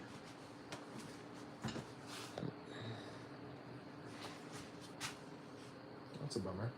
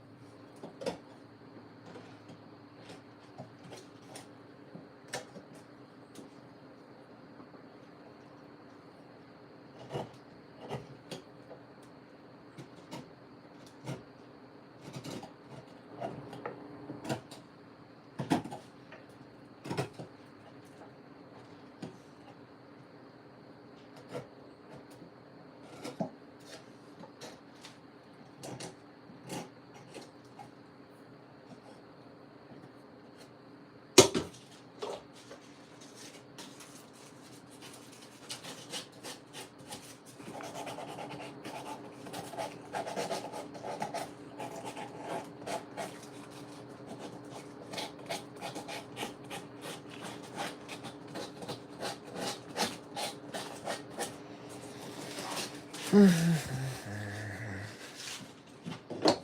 that one.